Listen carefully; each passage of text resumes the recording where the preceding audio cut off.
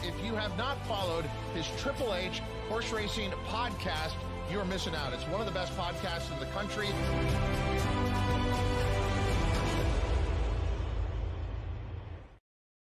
Good evening and welcome to the HHH Racing Podcast, our very proud first show of great race plays featuring stakes races and pick fours and many other wagering options and betting platforms for Santa Anita Racetrack. Thank you very much for joining the show. I'm your host, Howard Kravitz. We are here tonight for a very special show and also to make a very special announcement here on the HHH Racing Podcast. We have several guests coming on and my co-hosts, and we are here to talk about the very exciting all stakes $2 pick six that is happening at Santa Anita, the great race place, on opening day, Boxing Day, this Thursday, December 26th. We realize we probably have many new people watching, especially to our wonderful friends at Santa Anita. If you follow the X channel at Santa Anita or the YouTube channel, thank you very much for watching. Again, this is the HHH Racing Podcast, and we have a very important announcement that we'll be talking about in just a moment. Please make sure you can listen to us on Apple Podcasts, Spotify, and Anchor. We have a very popular tip sheet. Look below our video player on YouTube. It's very inexpensive. It's very profitable. The ROI is off the charts. You sign up on that through Patreon. Please take a look at that below the video player. And also we have a fantastic website as well, hhhracingpodcast.com. Everything you want to know about our podcast, show times, all of our co-hosts and everything, please make sure you check that out as well.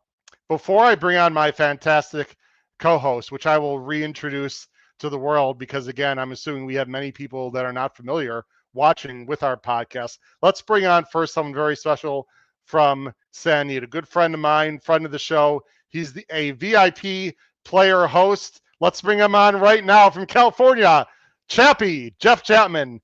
Jeff, thanks for joining us on our very first show tonight. How you doing? Howard, how you doing? I'm still burning the midnight oil here in the office at Santa Anita, and looking forward to many great things this year. It's our 90th anniversary, 90 years running at Santa Anita, and we're going to be welcoming you gentlemen aboard, which we're very excited about.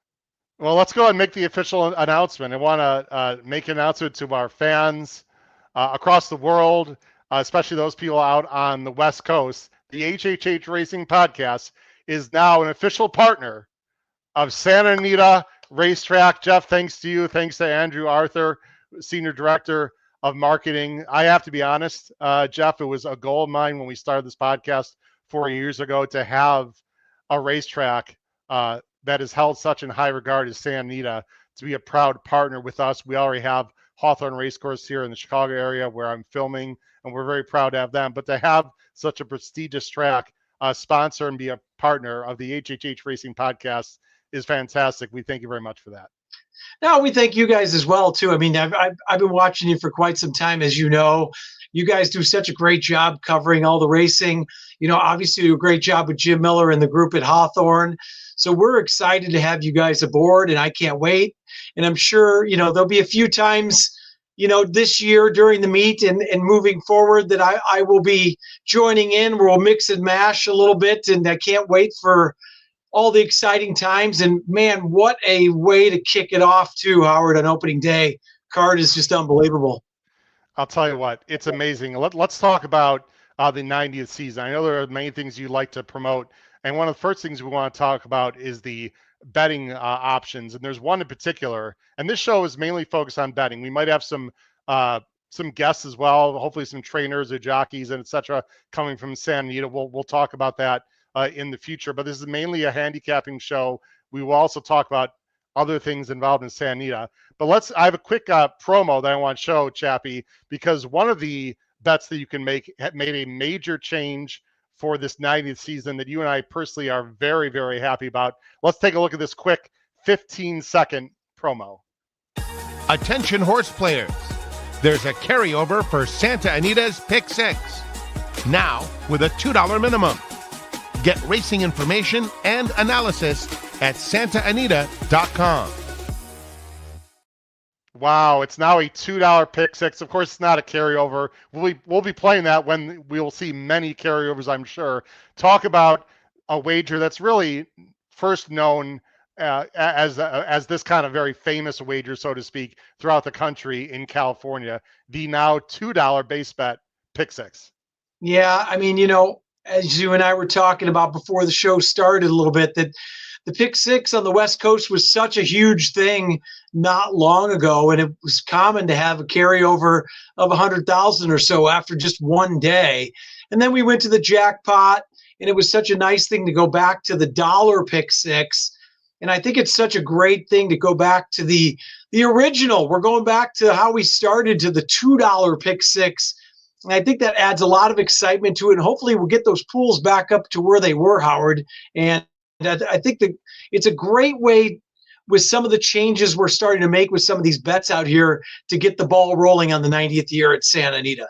Well, before we talk about some other bets that you want to mention, I want to show this banner. Also, this Thursday, $1,500 opening day challenge. It's a live money challenge. If you're on track, there's a $5,000 bonus. You can read there on the bottom of the screen. For those of you that are watching right now, it's a $1,000 bankroll, $500 in the prize pool. Jeff, yours truly, I'm going to be playing in that contest, probably with 2 entries. I'm going to come with both fists flying. There's NHC seats on the line, $6,000 Pegasus World Cup betting challenge entries on the line, and of course cash.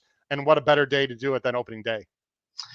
Yeah, it should be wonderful. I'm glad you're firing away. And boy, what opportunities with the big fields and all the good horses in here. That, like, you guys are going to go over this very shortly here, but the card is terrific. And I want to mention one thing before we get into the bets, Howard. As you know, this is Pacific time, but obviously opening day, we first post is at 11 a.m.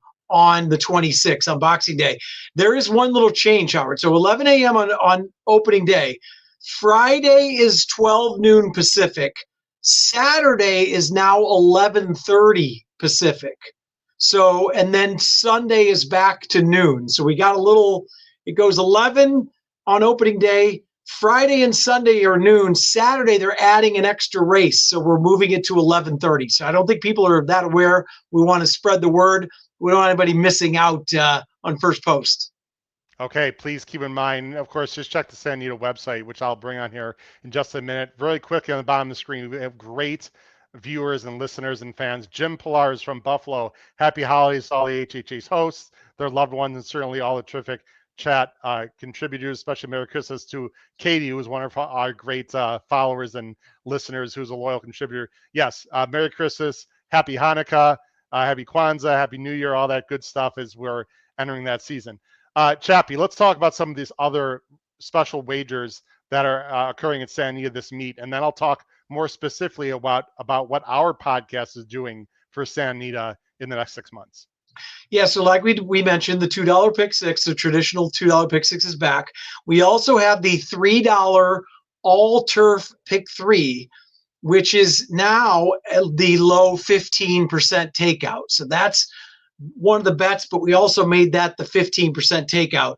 Also, the $3 late pick three, which is a 15% takeout.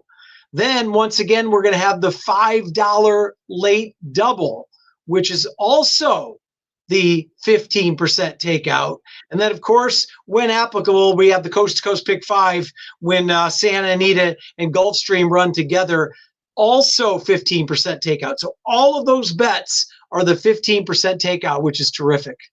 It's absolutely fantastic. I love what Santa Anita is doing with their betting menu this year. I'm a big fan, obviously. I think it's really going to increase their handle. I do want to say to everyone that's listening and watching, especially if you are watching right now on either the HHH Racing Podcast X handle or the Santa Anita's X handle, switch over to our YouTube channel. Just simply go to the YouTube and hit the search bar, HHH Racing Podcast.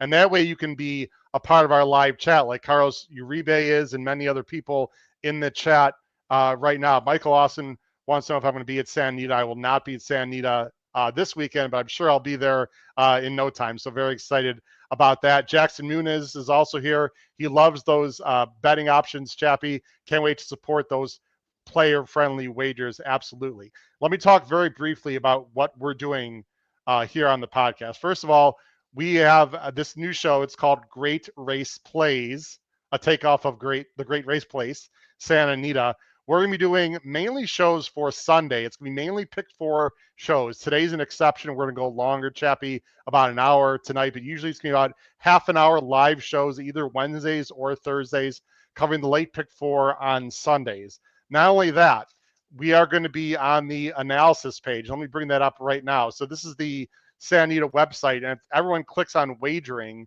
at the top there, there's people there, and I will be on there. If not this week, starting next week, I'll be on there with my bio, and you can just hit that, and you can see my picks. There's also going to be links there as well to our website, so you can go there. Also, there's going to be advertisements in the daily program, and also emails coming out. And then also, Jeff, we're going to be making some appearances on your shows as well, myself, Pete, and Paul. So we are highly invested in Santa Anita. We couldn't be happier.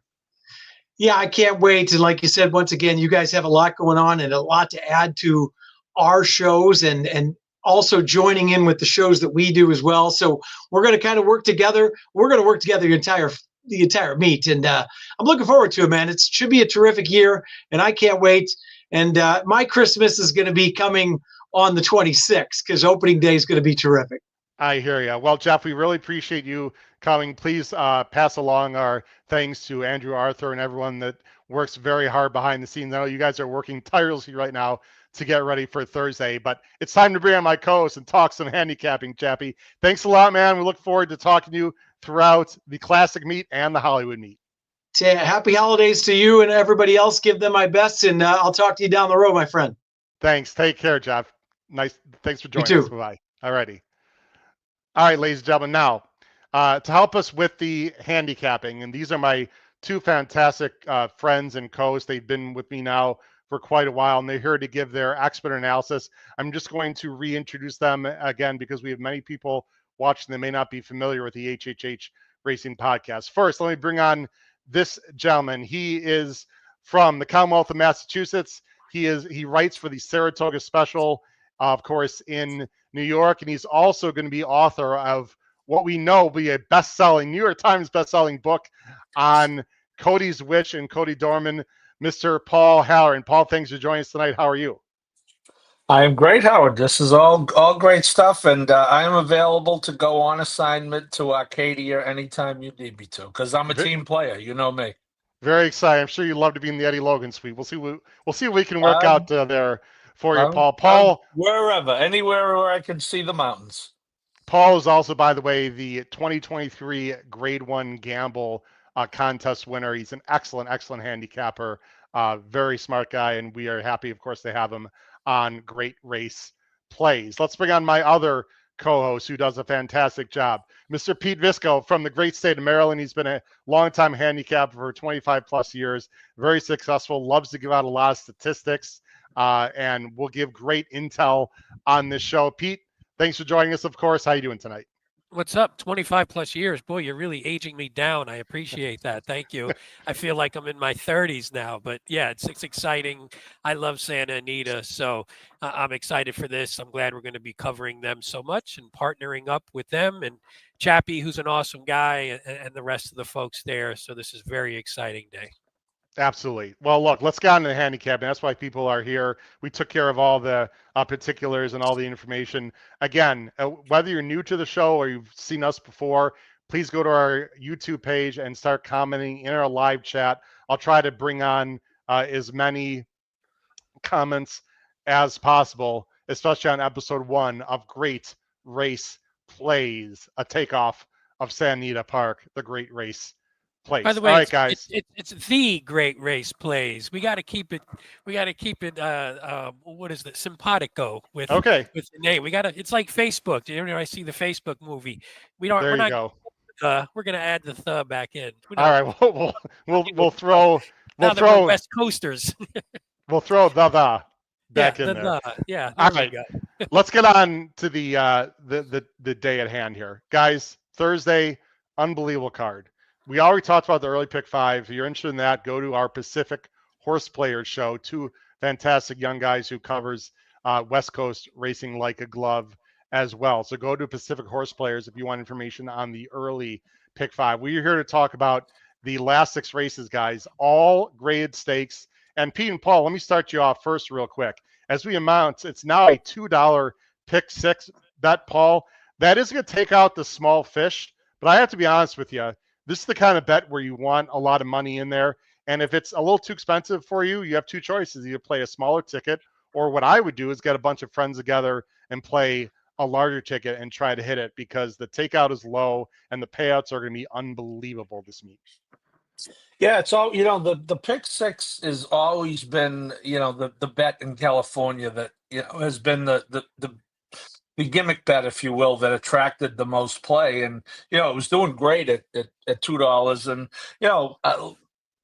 many tracks went to the jackpot model. And thankfully, I think at this point, almost all of them have gone back the other way. So whether it's $1 or $2, the key is the non-jackpot model, which is about it's just not better friendly, So yeah, I think it's great, but the pick 6 out there routinely handles well, even on non-carryover days. And to your point, how at $2 it'll, may not handle twice as much, but it's going to handle, maybe 1.5 times as much, because people just play that bet. No, it's going to handle great. By the way, we have several hundred people watching right now, just on Santa Anita's X handle alone. So if you're watching on Santa Anita's X handle, you might want to switch over to the HHH Racing podcast on YouTube if you want to get involved in our live chat. All right, guys, let's get on to pick 6. The pick 6 starts, of course, this Thursday. I'll show it right now. It starts with the Laffit Pincay Junior Stakes. They changed the name, rightly so, for one of the best jockeys to ever get on a racehorse. It's a grade 2. It starts at 133 local. That is going to be 433 on the East Coast. It is a 1.16 miles, 3-year-olds and up. The purse is $200,000. The morning line favorite, and it's a wide open morning line, is the number 6, Katona, for Doug O'Neill and Mr. DeTore getting the mount. And what we do here traditionally on this show, is most of you that are watching are probably familiar, we will have our top 3 picks scrolling on the bottom of the screen. There they are right now. And then we'll be showing our DRF formulator. We use DRF products and Equibase as well. And we have a lot of replays and stats we'll be showing. I am going 6-7-4. Paul's going 6-4-8. And Pete is going 7-2-4 in the Laffit Pincay Stakes. Paul, I'm going to go to you first. You and I are the same. We're both going with the classy Katona, who I think is fair to say, even though this is a grade 2, is dropping down in class. What do you like about Katona in this spot, Paul? Just very, very quickly before we go, Howard, I just want to mention, and we've had him on the show, Laffit Pincay Jr., one of the best, 9,530 wins, second all time, 5 Eclipse Awards, 1 Derby, 3 Belmonts, and just an all-around great guy. So hats off to Santa Anita for changing the name of this race. I look at this, Howard, as a pretty decent drop. I thought that California Crown race was a really good field. This horse was on the pace and finished 4th. I think the Breeders' Cup Mile. I hate to even talk about that race, Howard, because I know it's. When I look at second and third, my heart aches for you. But I do have to talk. He was just just kind of never in it. But I think he's a little bit of a horse for course with 3 out of 8 at Santa Anita. I like the blinkers going on after that last race, and I think it's. The 3-1 favorite on the morning line shows you that it is kind of wide open, but I just thought he is the most logical winner. I thought so too. I don't mind the blinkers on. I think he'll be more forward. I really liked him in the Pacific Classic. I have to be honest. He was just horrible in that race. I don't know why, but if you throw that clunker out, all he's done is run mid to high 90s. I see no reason why he won't do that, and I think that number will get him home in this spot. But I would not take too low a price on Katona, because the horse who is outside, who you have, Pete, I think is very formidable here. The number 7, Tarantino, who's really coming into his own as a 6-year-old. Hard to believe. In theory, might be the speed of the speed here with a 121 early time form US pace. And you'd have to imagine with a guy like Maldonado, who's one of the best out of the gate, he'll be sending hard from there. Yeah, that was a lot what I liked. I mean, some of these, I didn't love this race overall. I mean, I think it's a competitive race, but there was nothing, none of the horses really jumped out at me as standouts, at least just from my handicapping. So I went with one of the things that you wind up doing in some of these. If you see a horse that potentially has a strong pace advantage and who's in fantastic form, I mean, since he's been in the Urton barn, he's done absolutely nothing wrong. He got run down last time by Skinner at 13-1, but that was going the mile and an eighth.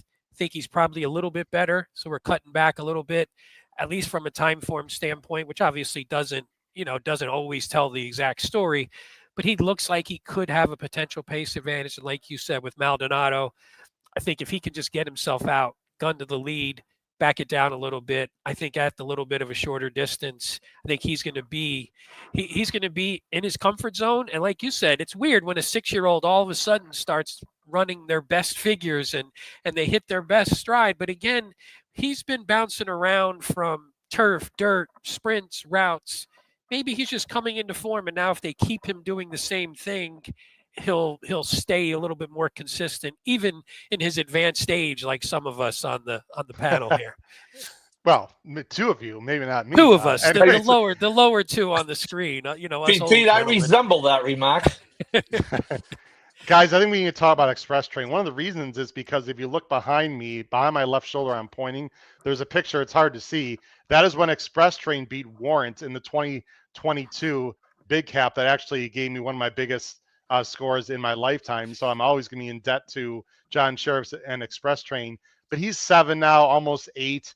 I just don't know if he's got the fastball anymore, Pete and Paul. I've got him third. Paul, you do have him second. He's honest, but can he, increase his buyer and his time form up 5 or 6 points at this late stage of his career?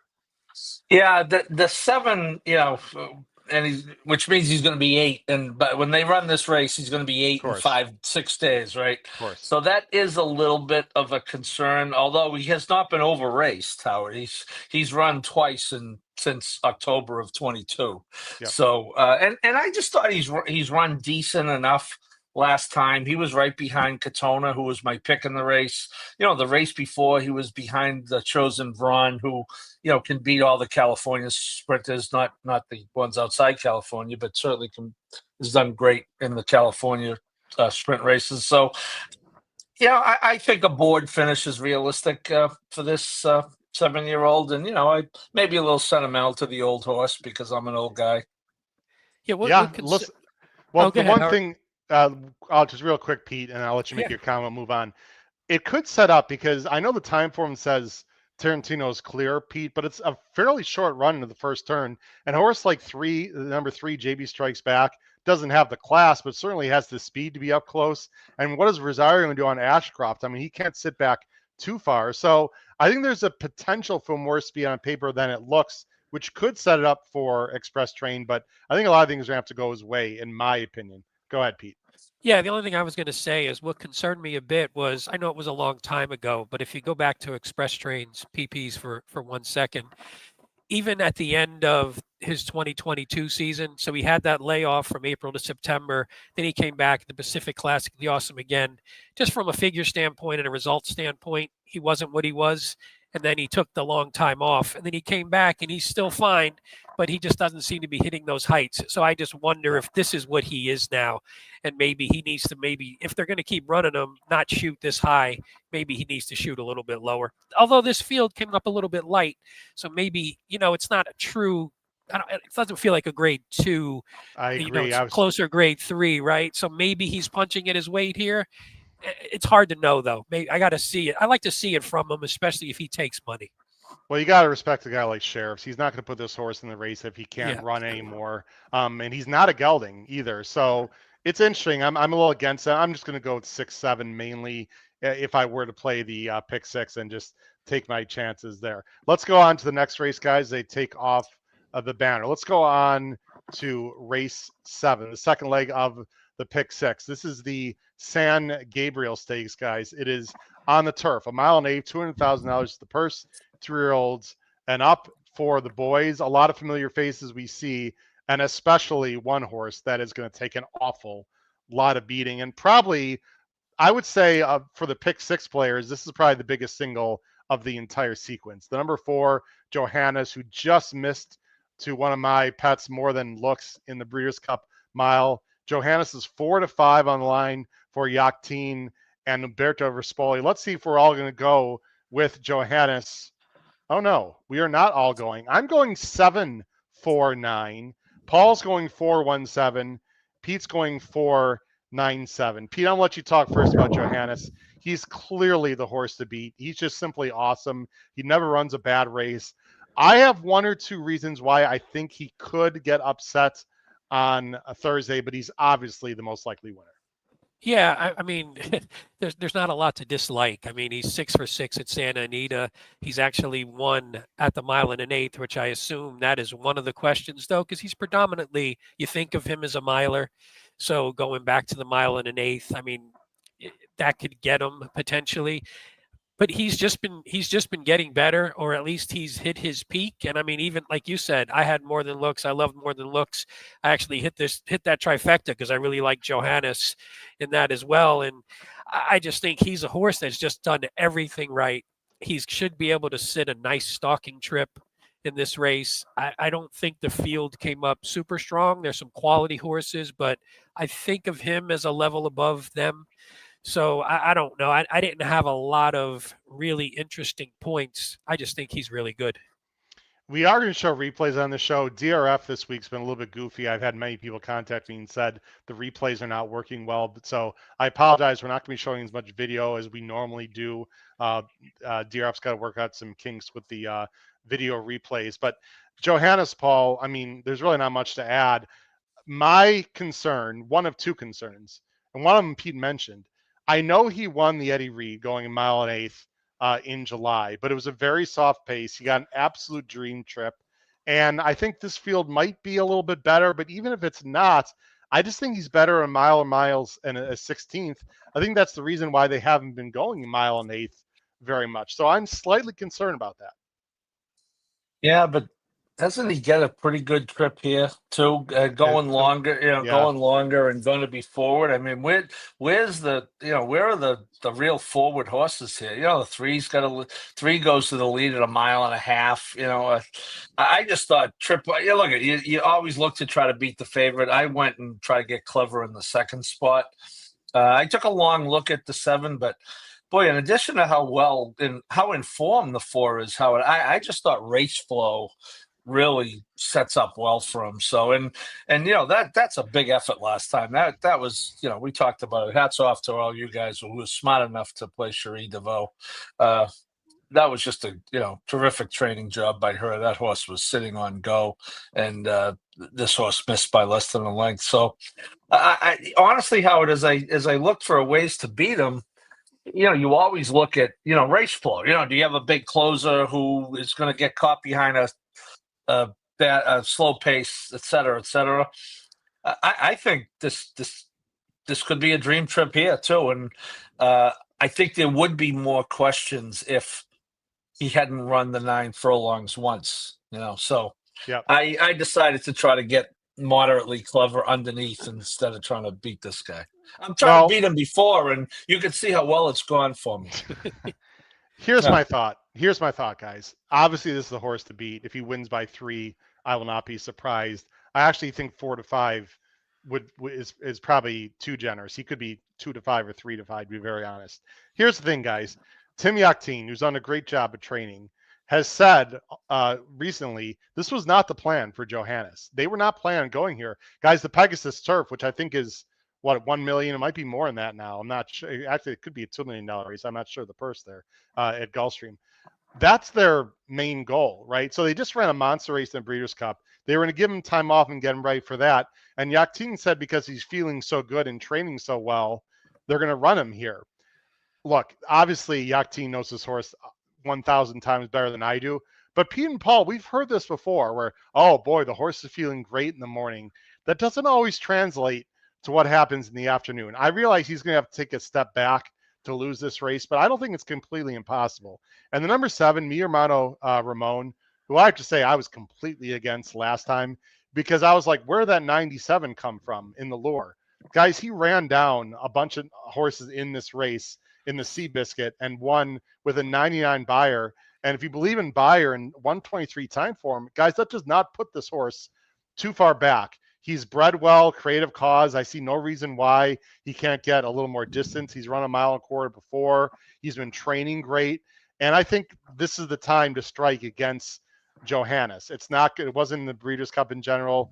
It's not going to be in the Pegasus Turf probably. So this is normally a horse I'd be against. But I think mi hermano Ramon is very interesting here. And if he can get the right trip, I like him. I also like the 9 a little bit. I don't know if the 9 can win SEAL team.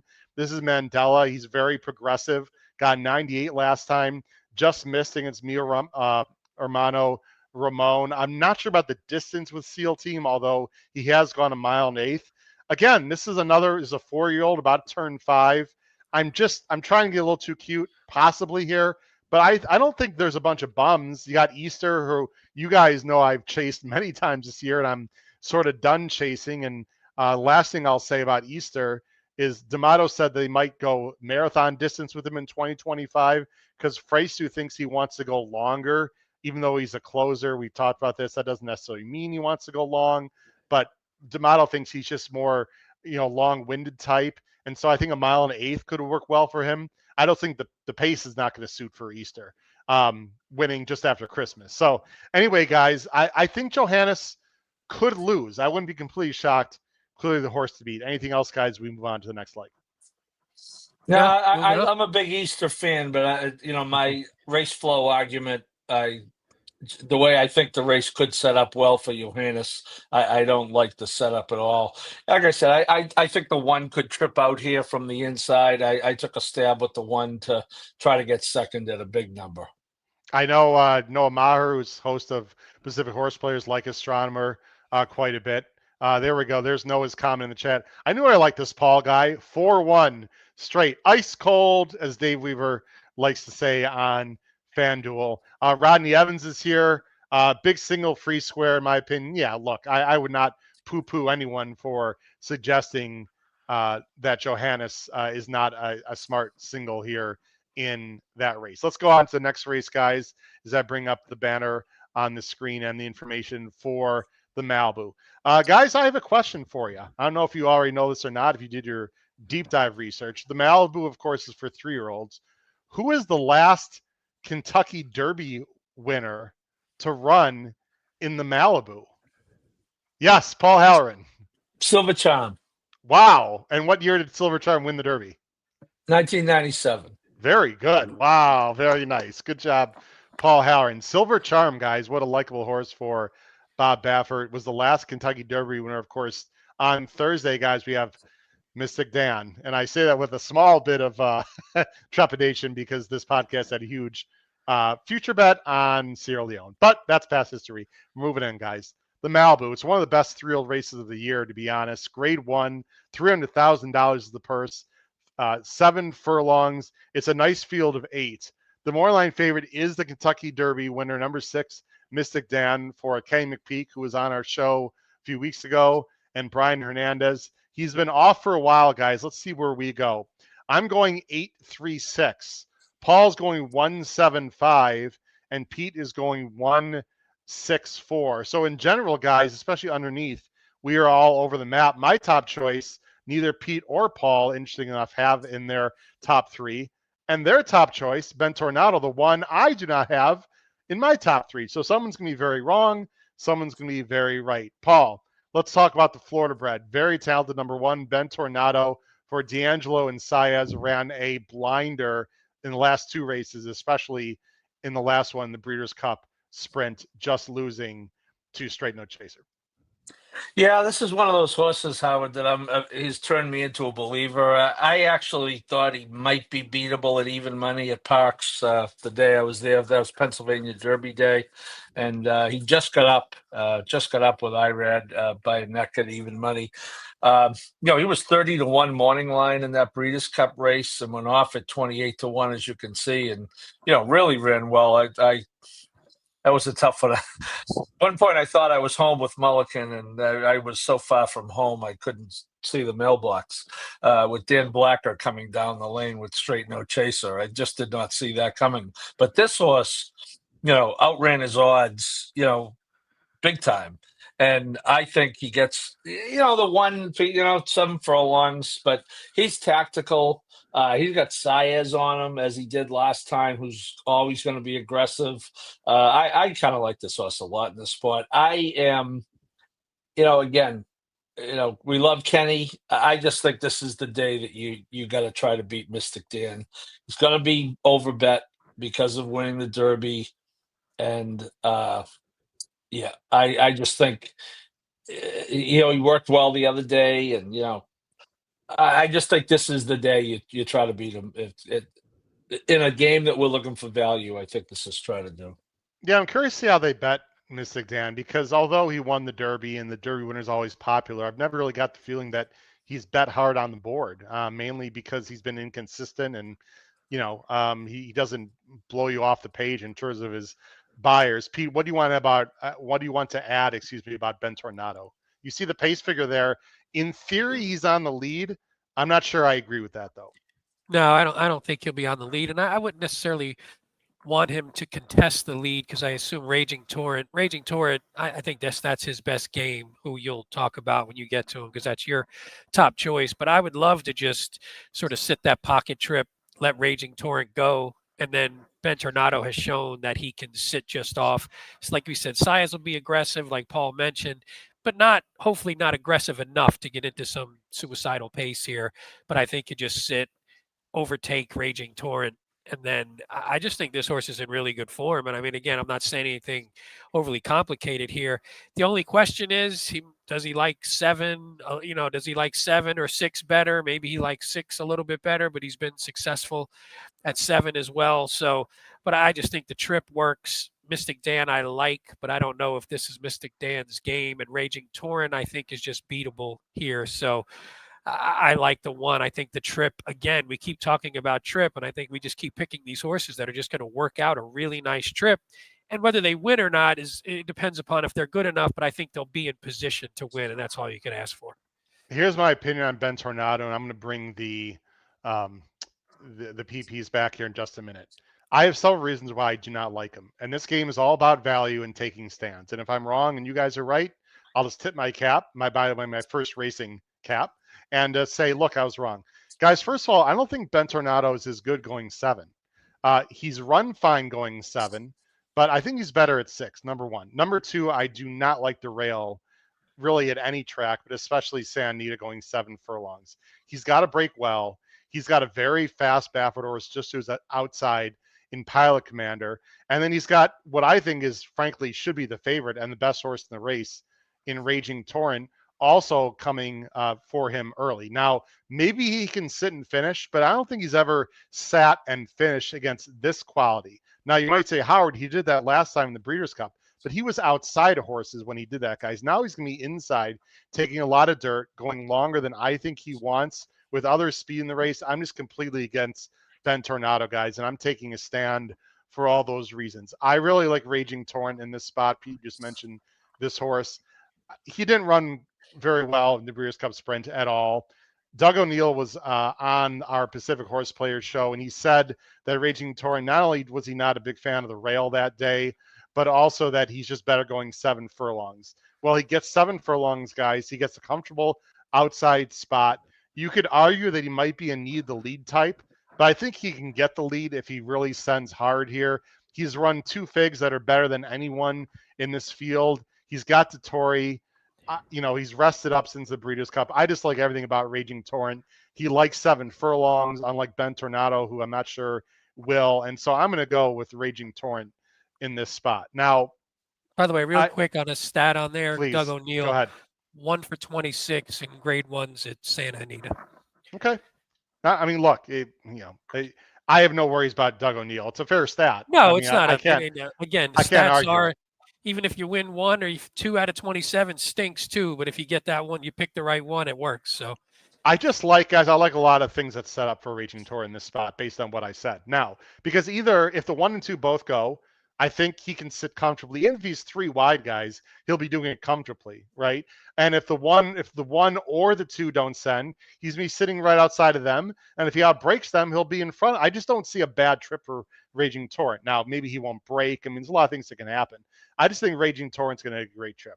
I want to mention a horse here, guys, that is one of my long shots of the entire sequence that I think can be a factor, at least underneath. And that's the number 3, Winterfell. Now, Baffert's got the number 2, Pilot Commander, in here.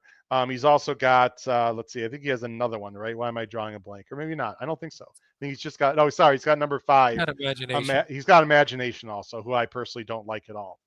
Winterfell used to be in the hands of Bob Baffert and couldn't even break his maiden, guys, right? I mean, he didn't break his maiden until September of this year when he was shifted over to Brittany Russell. I'm not sure the reasons why or what happened there, but Brittany Russell got him and all of a sudden turned this horse around big time. And I don't think it has anything to do with the trainer, guys. What I think it has to do with is the breeding. These Arrogants, as most of you guys know, ladies watching, these Arrogants take time to develop. And if you just think of his daddy, of course, Paul and Pete, we all know what happened when he started developing as an older 3-year-old. He just went on and, let's see, what did he do? Let's see, he won the Travers, then he won the Classic, and then he went to Dubai and ran the most impressive Dubai World Cup I've ever seen in my entire life. So I'm not saying Winterfell's arrogant. I'm just simply saying, look at his buyer jumps, guys. He just keeps getting better and better. He's improving. I don't think he's going to win, but the instructions for Johnny V are very easy, guys. There's a lot of speed in this race, at least I think there is. Just take back and make a run. I think Winterfell's got a huge shot to finish a closing 2nd or 3rd. You maybe even key him in your super if you play a super. I think he's a great board horse, as you like to say, Paul, to finish underneath in a race that in theory could have a fast pace, and he's going to be the longest shot on the board. Winterfell, my price play underneath. You guys feel free to talk about any other horse you'd like to in this race. One each, please, and we'll go on to the next one.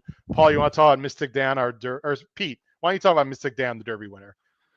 Yeah, we should at least show him. I mean, he is the favorite and he is the Derby winner. I mean, it's just you don't know what he's going to do going 7. I mean, he hasn't sprinted since he broke his maiden back in November of last year.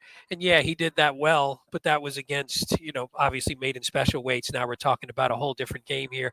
I do think the one thing that I did like that I didn't mind was he's going to be strong late. So if he can get some sort of trip, and if the pace does heat up, he's going to be coming late. The point is whether they're just going to be too far. Did they get too far ahead of him because he's not used to, going that fast, that short? But I think he's, if he could show that kick and he can be tactical enough to where he's not going to be too far off. Brian Hernandez knows exactly what he's doing. He's won so many big races in 2024 that I think this horse has. I don't look at him as a horse who doesn't have a shot. I just don't know if this is his game. And the Derby horses over the last few years just haven't won a race yet. So do you want to take the first one to be a horse that's all of a sudden going 7 furlongs now on the West Coast as the favorite? That's a lot of stuff to mix in to pick a horse that might take some money. So I'm not, like you always say, and I hate to say this, but it wouldn't shock me if he wins. But yeah, it wouldn't. But I don't know if this is exactly what he wants to be doing. I mean, I'm sure they were pointing to this spot. McPeak knows what he's doing. He's a great trainer, but this also feels a little preppy for the Pegasus guys. And so, look, I'm assuming that's where they're going to go next, or at least maybe to the Middle East. He can win, Paul. He's just the kind of horse I'm going to try to beat in this spot. You've got a horse that I took a strong look at. Stronghold. I have mad respect for D'Amato. We were on live for the Penn Derby. He was wide as can be in that race. He's just never blown me away. I usually love turnbacks, Pete and Paul, as you guys know. And this is an interesting race because there are a bunch of horses turning back. I just don't like a lot of the turnbacks in this spot. But can you tell me why I could be wrong about Stronghold? Yeah, basically everything you said about Winterfell, I think about Stronghold, except I think he's way more tactical. He is. Boy, I wish he had. As great a story as Wayne Lucas winning the Penn Derby was, it would have been a much better story for Paul if Stronghold had won the Penn Derby at 5-1 and pick everything's. I think this horse has a very good shot, and if I am to take your negative opinion on Bentornato and I were going to look elsewhere, I would land squarely on this horse on top. I think this horse has a real chance here. I think literally almost anyone can win. I think I have a hard time imagination winning, but I think almost anyone can win this race. I mean, we didn't really talk about Pilot Commander too much. The two, I'm not sure he wants 7. I think it's a tricky spot for him, but my thing is, I think he's going to send, and I think Ben Tornado has to send, and maybe that's going to hurt Raging Torrent, but that's why I think Winterfell at least has a shot to hit the board. We never know how it's going to play out, but I just think this is a very fascinating race. And by the way, Pete, Mystic Dan ran a 96 buyer going 5.5 in his second lifetime start. So, people thought he might be more sprinty before he won the Kentucky Derby. So I'm just against him because of the layoff and from a betting wagering standpoint. But it'll be interesting to see what will be his best distance as he continues to grow. Yeah, no, I agree. All right, let's go on to the next race, guys. I'm going to take these banners off the screen. Before I do that, guys, we have a heck of a lot of people watching. We really thank everyone's viewership. So let's do some quick things, guys, because again, if you are new to us, welcome to the HHH Racing Podcast. I'm your proud host, Howard Kravitz, along with co-host Paul Halloran and Pete Visco. This is the Great Race Plays show, sort of a knockoff of the Great Race Place. We're going to be covering stakes races and especially Sunday late pick fours here on the HHH Racing Podcast. This is a special longer edition talking about the 6 graded stakes. Please make sure that you can listen to us on Apple Podcasts, Spotify, and Anchor. If you can't watch us live, we have a fantastic tip sheet. Look below the video player. It's very inexpensive. It's very profitable. Look below the video player on YouTube for information. You can look into that on Patreon. The website is below, patreon.com/HHH Racing Podcasts. And then Pete Visco has created a fantastic website for us. Very simply, hhhracingpodcast.com. Of course, hit that subscribe button on the bottom right-hand side of the screen. Smash that like button on YouTube. Smash it. And then, of course, hit the notification bell on the top right-hand side of the screen on YouTube so you know when the plethora of shows will be coming up. One of my favorite vocab words, Paul, plethora. Especially around the holidays, right? Because our holiday schedule is a little funky. So if you hit that, you won't miss because we're not on our normal weekly schedule. Absolutely. Pete, I'm glad when Howard was describing, us in the show. I am so he did not need to go refer to us as the 2 guys who saved his show, and I'm glad he didn't. Quite frankly, I mean, I was hoping he wouldn't say that. I'm really glad he didn't. I mean, it's obviously true, but we don't like we to. Love we're very Howard. modest, so we don't like to take credit for uncle. things like that. But family. How it was about 1 to 10 that was going to be coming up in this show. All right. We have a lot of new viewers, so we want to know that it wasn't us, even though it was us. But we just wanted. And for those who are new, we've been around for 4 years. We're the fastest growing podcast on YouTube for horse racing. We really appreciate everyone listening and watching our myriad of shows that we have on the podcast. You like that one, Paul? Myriad. All right, race 9. Race 9. I'm on fire tonight. The Mathis Mile Stakes, guys, grade 2, race 9, $200,000. It's 1 mile on the turf. This is for restricted 3-year-olds. There's a big morning line favorite, the number 1, King of Gosford, for D'Amato and Pratt. 6-5 is the morning line on King of Gosford. Let's see where we're going, guys, in this race. I'm not messing around. I'm going 1-6-9. Paul's also going with the favorite 1-5-8. This time, Pete's going to go a little bit off the radar. He's going to try to stay hot. 5-1-2 for Pete. Pete, let's talk about number 5, Stay Hot. Peter Erden, JJ Hernandez, very consistent closer. Yeah, he's a closer, and I don't know if you're going to show the time for him, but there's not a ton of pace in here. But yeah, we'll pop that up there for everyone. There doesn't look like, and just based on the time form figures, it doesn't look like there's going to be a ton of pace. So that's probably the only negative about Stay Hot. What I hope is that he's had some races where he's been a little bit closer.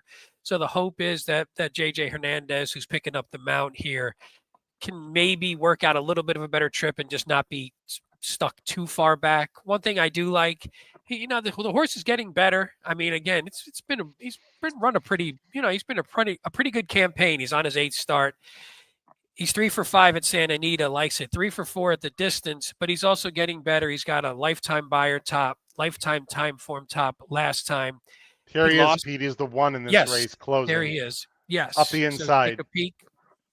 Yeah. So you take a peek and you see Formidable Man and King of Gosford. And I like that he was coming late.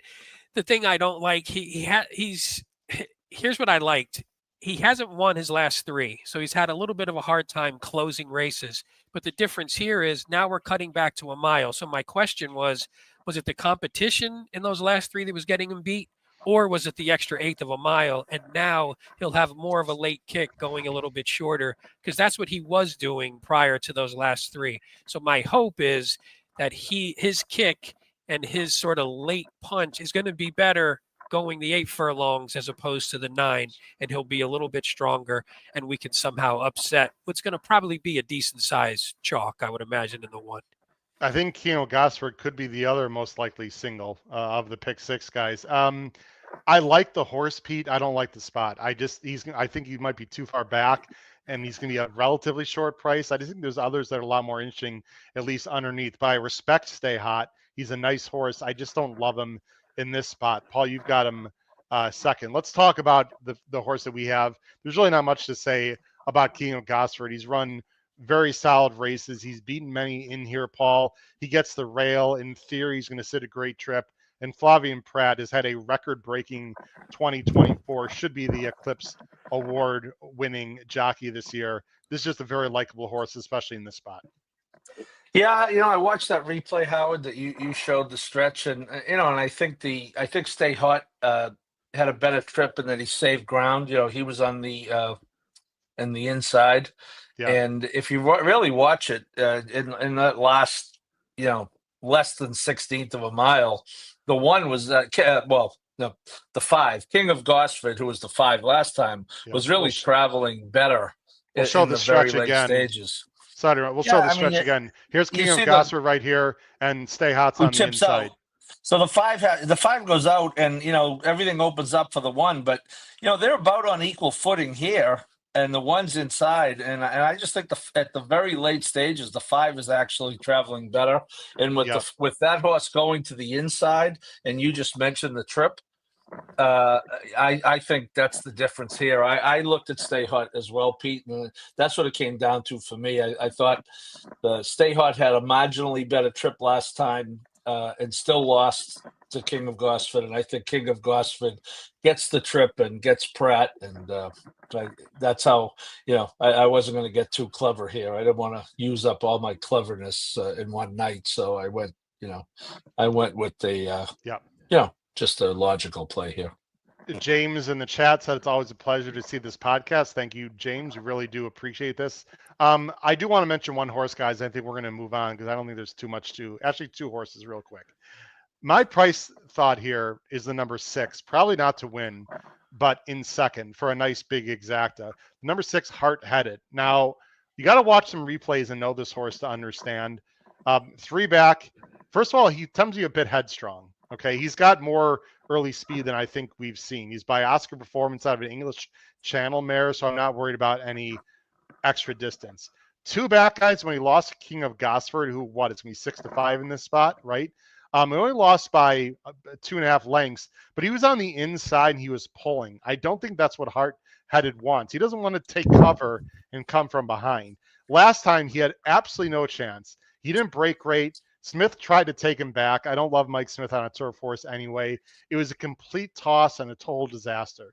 There's not a lot of speed in this race, guys. If Heart Headed can sit just off the 3 into a slow pace, I think he's capable of running a very big race here at a big price for Dettori. I'm not sure he's good enough to win, but I do think he's interesting. The other one I think is interesting is Lord Bullington.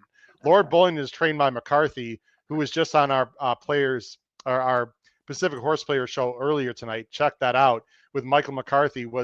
Had a great interview with him. I think this horse ran sneaky good last time, guys. He ran perfectly fine at Keeneland in the Transylvania early in the year with a bad trip.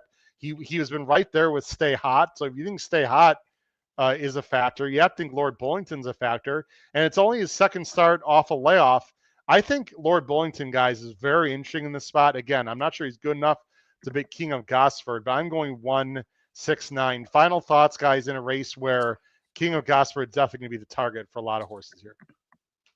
This was an odd one for me, Paul. Usually I do A, B, C and tosses. I tossed 6 of the horses. I only was left with 3 horses, so I was sort of done. I don't really like any That's of them. good. I agree with Howard, though. A couple of them could finish underneath, but when I'm thinking of like our top 3, I'm trying to think of horses that I think have a shot to win the race in most cases. And I just tossed a bunch, and I just didn't like a lot of the horses here. But I agree with Howard that some of those prices I think could hit the board, but I don't see them as necessarily win contenders. If that's what you came down with, Pete, you should just single the 5 in the multis and live or die with it. Yeah, live or die. And spread out elsewhere. Yeah, I agree. Yeah. I think for Pete, it's not what I would do, but in terms of Pete's handicapping, I think that's a very good idea for Pete to do. All right, guys, let's go on to the penultimate race of the sequence. And I got to tell you guys, I mean, if you thought the Malibu was fun and difficult, this La Brea, my very first glance, I was like, wow.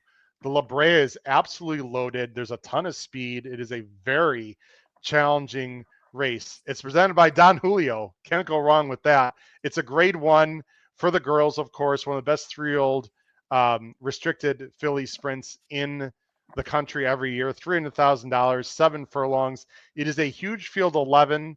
I have heard possibly that Copion might be scratching the number 6. We'll find out. I also heard, guys, the Brad Cox horse in the Malibu, and the name is escaping me, but the number 4 horse in the Malibu. Senior officer, it might be scratching as well, from what I understand. We'll see. It's not been officially said, but I believe I heard that as well. Anyway, field of 11 here, guys. The favorite, and there's many interesting things going on here. Baffert's got 4, the 1, 3, 9, 11. McCarthy's got 2 with the 2 and the 8. Mandela's got 2 horses there with the 6 and the 10. The Moorline favorite is one of the Bafferts, number 9, Hope Road, JJ Hernandez, 3-1 Mooring Line. Let's see what we do here in this race. I am going to regrettably chalk out on top. I'm going 9-2-4. Paul's going 3-7-11, and Pete is going 4-9-11. We are all going with different picks. We're all over the map in a very difficult race. I'm going to go first, guys, with Hope Road. I'm a fan of this horse. I've been a fan of this horse for quite a while. I just think she's very talented. She's very consistent, and she's very logical. I love the turn back for her. I just see no knocks. I don't think she has to be on the lead. She wasn't ultra impressive on Breeders' Cup Day. I thought she should have won by more, but she got the job done, guys. I don't know why she didn't run quite as well. Maybe it's because she's sort of freaked in the race before. I think she can just sit off, and JJ can do whatever she wants, he wants on her. I see no knocks, and I've got a lot of question marks, guys, on a lot of other horses in here. And I have 0 question marks on Hope Road. And I really, really like the outside post. I think it's a big advantage here. So I'm just going to chalk out with Hope Road.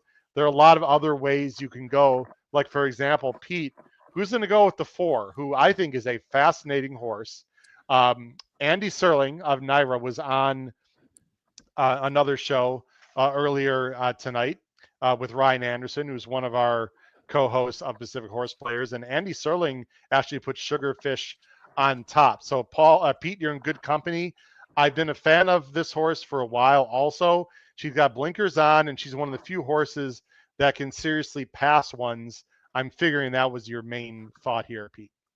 Yeah, I mean, if you, and again, not to belager, but if you go to the time form, and if you look at the time form figures, this was the hardest race to figure out, I think, the pace out of the sequence, because there are a lot, like you talked about Hope Road, and you said you don't think that horse needs the lead, but the horse has only been on the lead in every one of the wins except for 1 second at the first point of call in one of those races.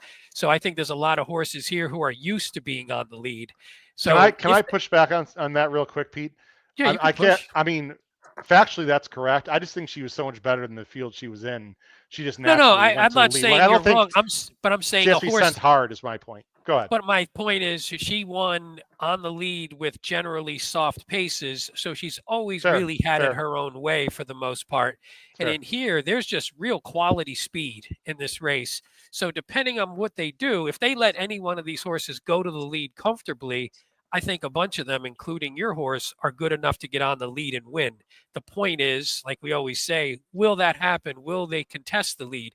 If they do, sort of in line with what Timeform is saying, I look at a horse like this and think, well, this horse is going to be closing late. Now we're cutting back a bit.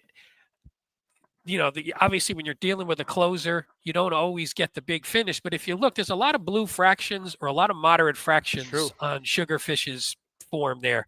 Yep. So I think here, if we can heat the pace up, get this horse going, we got the blinkers on, so maybe that'll at least get her. Apologies. That's a drink for anyone watching. We drink when we misgender. There you go. Yes, if everyone watching over the drink, like Pete said, if we accidentally misgender a horse, call it he or she or vice versa, grab your favorite beverage and have one, especially around the holiday season, Pete. Maybe some eggnog. Eggnog would be lovely. Yes, I don't drink eggnog, but for anyone who does, lovely.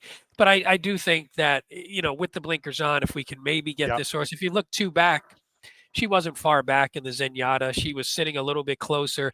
She was able to hold that late punch. And I think here, maybe going 7, we talk about cutbacks sometimes, whereas if you shorten a horse up, their late kick gets even stronger. That could happen here, especially if we just get a hot pace up front. And at 10-1 in a race that I think is just nuts. I think this race is just wide open. Yeah, I'll take a shot. I don't think we're getting 10-1.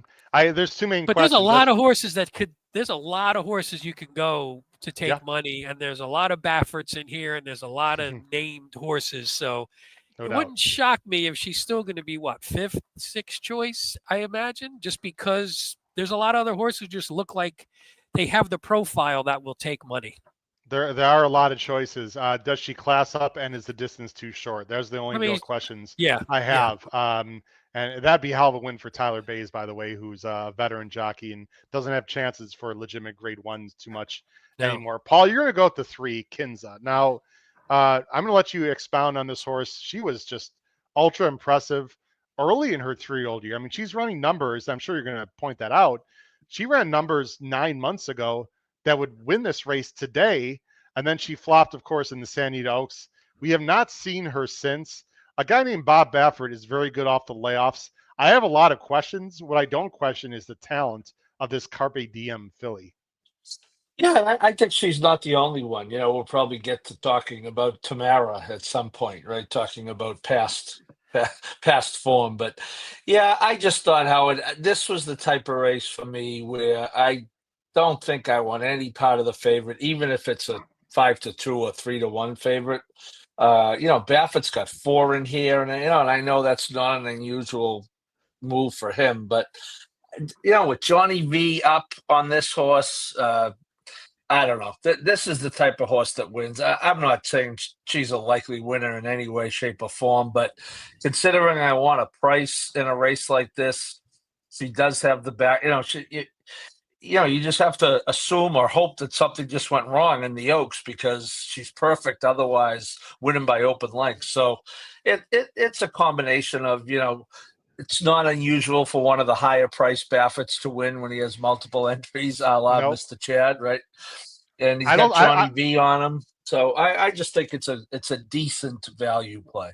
Why not? I mean, I like the pick. If you think that's me a price, I mean, there's so many horses. We're going to move on here in just a minute, but I mean, One Magic Filly, the 7 has done absolutely nothing wrong. I thought ran very well into a wicked hot pace in the Breeders' Cup Filly and Mare Sprint. She's in very good form, even like a McCarthy horse, like number 8, Sandy Bottom, beat Tamara last time and is just getting better. And then on the outside, of course, you have Tamara, who was, the buzz horse of last year's Breeders' Cup and completely flopped and then came back and lost by a nose, but obviously needed that race. And the number 11 Cavallari, by the way, guys, has been outworking, I think it was Imagination. I have to go back and look, but I think Cavallari was working with Imagination. I got to tell you guys, Cavallari was outworking the 3-year-old colt, and Imagination could never pass her. This is a very fast, talented horse. So it's hard for me to believe, guys, that all the Bafferts are just going to send hard, right? Because that can't be the strategy.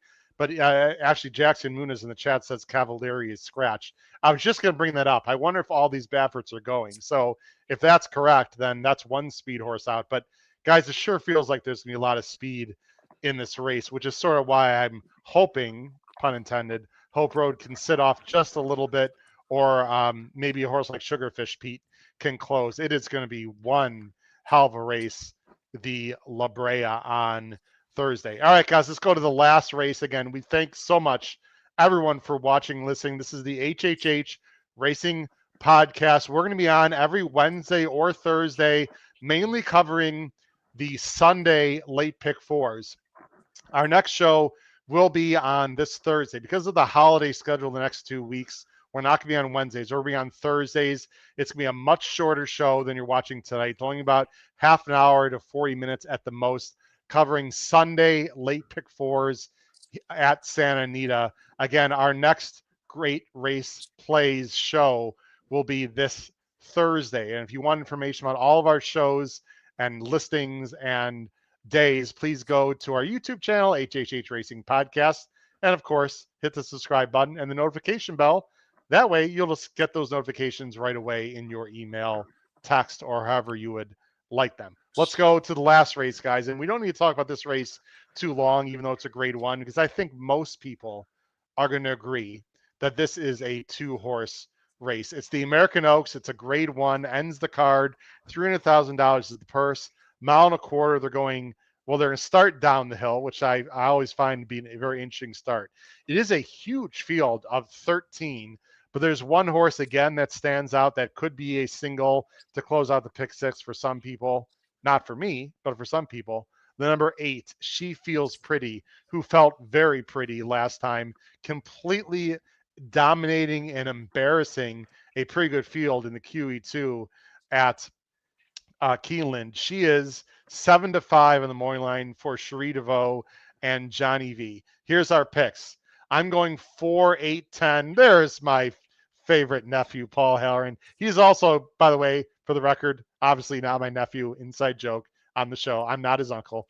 I'm going 4, 8, 10. Paul's going 4, 8, 6. Pete's going 8, 4, 5.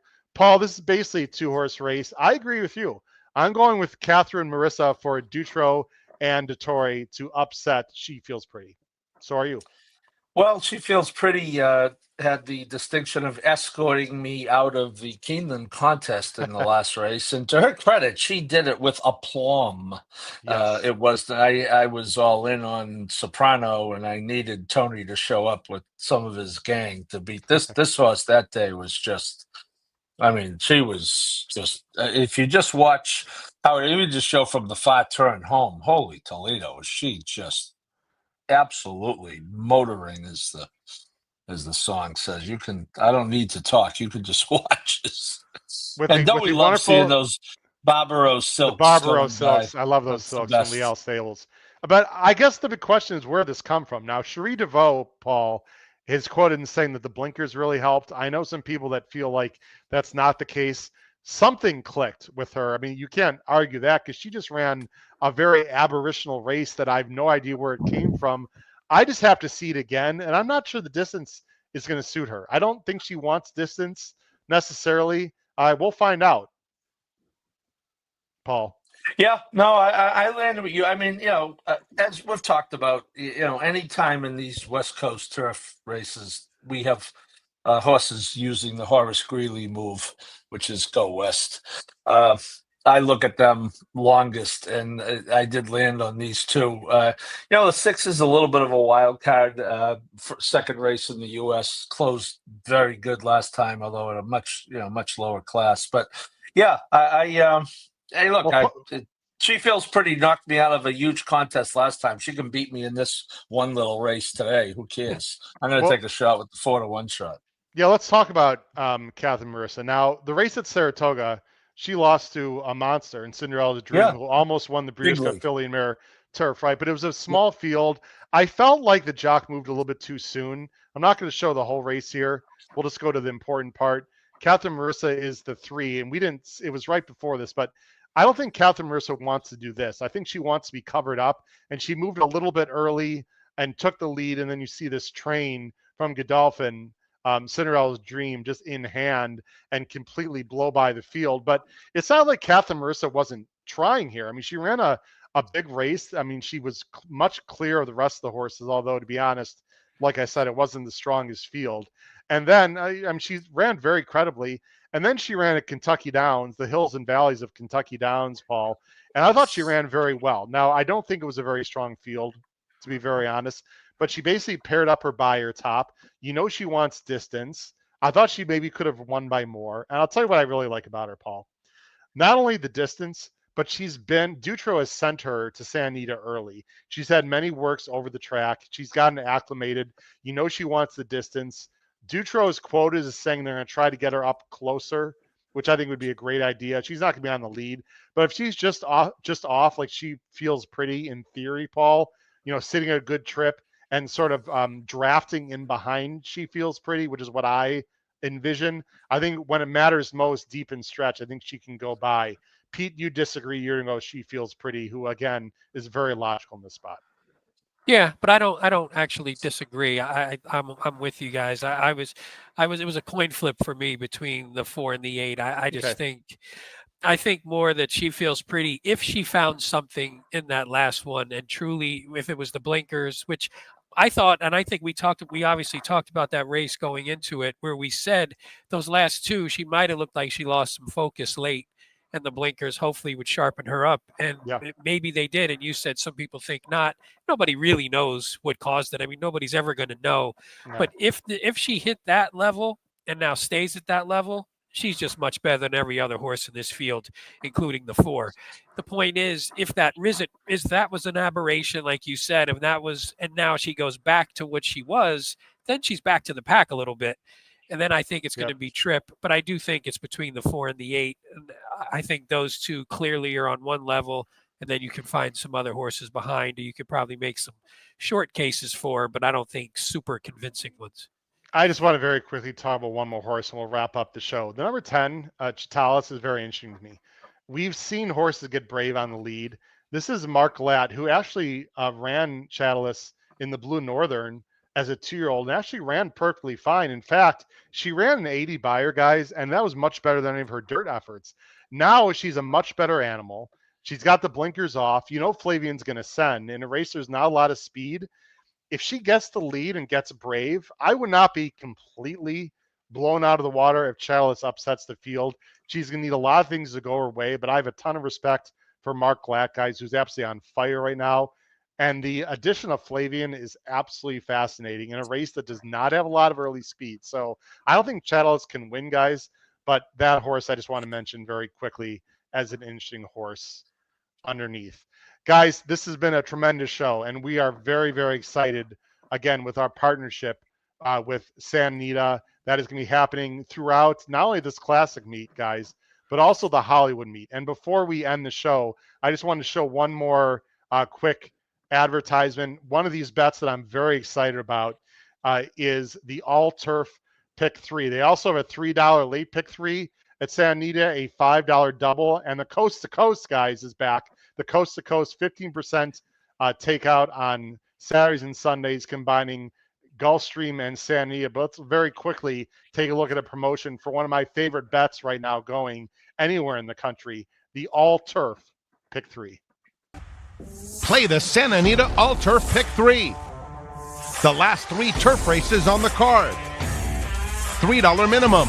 Player-friendly 15% takeout. Every race day at Santa Anita Park. This is actually... Sorry, Howard, this is a funny one because the all-turf pick 3 are the 3 races where we said you could potentially go pretty skinny. If you like Johannes, and then if you like King of Gosford, and who was the other? I forget who the other one. Well, I like Stay Hot. But yeah, and then the one we just talked about. This is a funny one because you could just go super skinny and just bang it for a bigger denomination. You don't usually see that in turf races. Usually they're a little more balanced, especially 3 of them. So this would be an interesting one on how people play it. I'll be curious.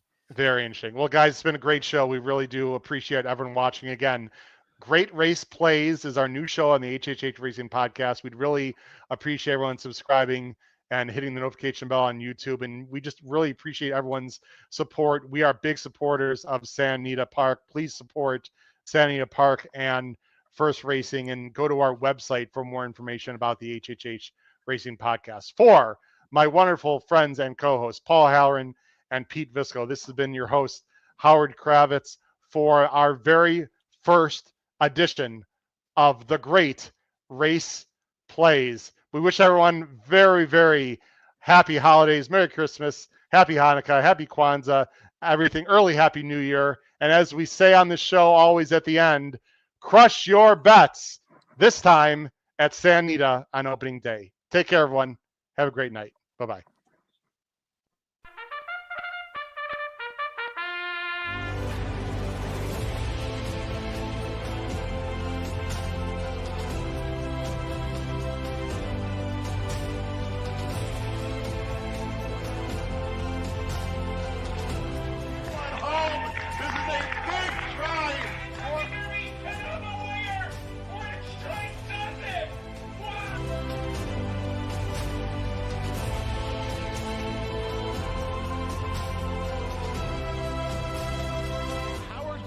If you have not followed his Triple H horse racing podcast, you're missing out. It's one of the best podcasts in the country.